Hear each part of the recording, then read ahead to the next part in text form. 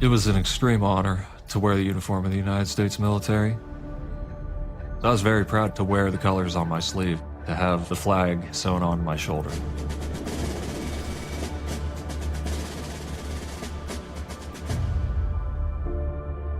My unit was deployed to southwest Baghdad. One day, there was a mortar attack, and the mortars exploded no more than 10 feet to my right.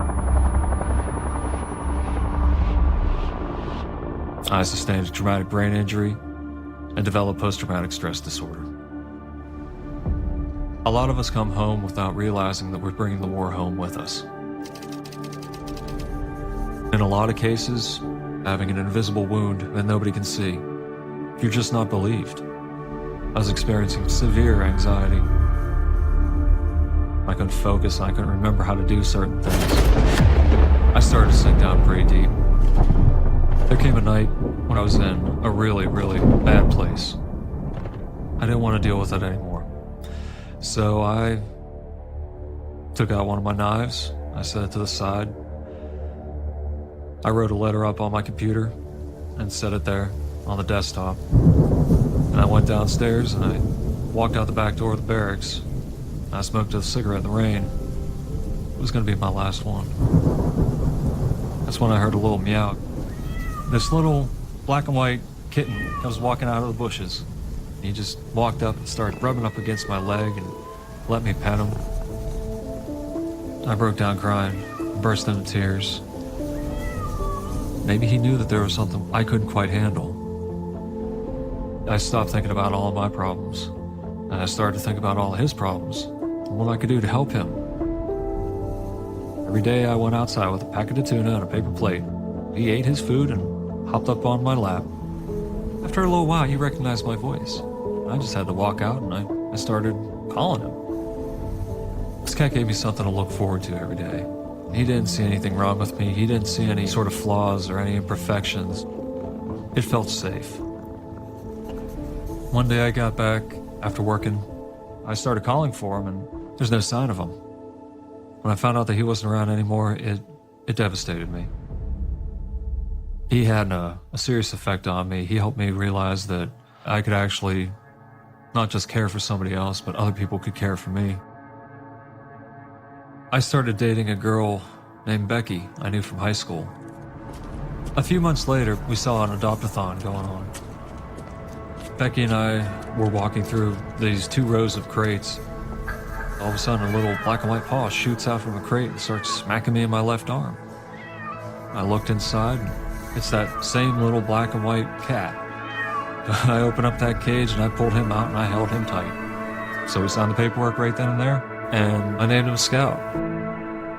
As the Army was proceeding on my medical discharge, I was spending more and more time with Scout.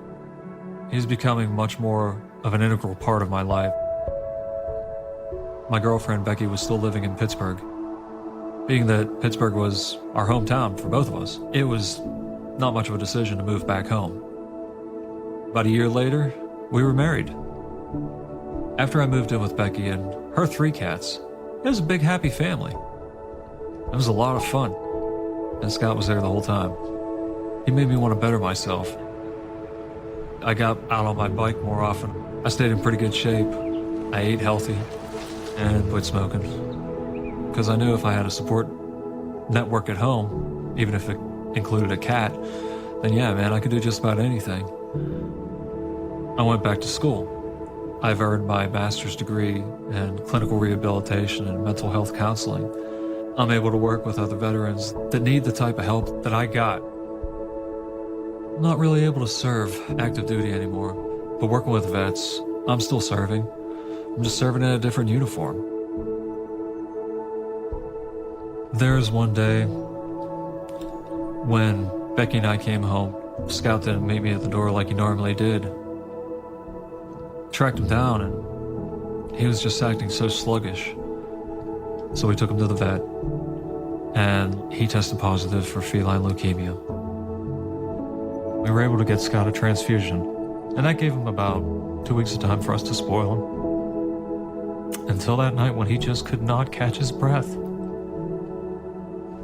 We tried to take him to the vet. I sat in the back seat with him, and before we even made it across the bridge, he passed away in my arms. It hurt so much. Even before he was my cat, before he even knew me that well, he saved my life. He put me on a different path.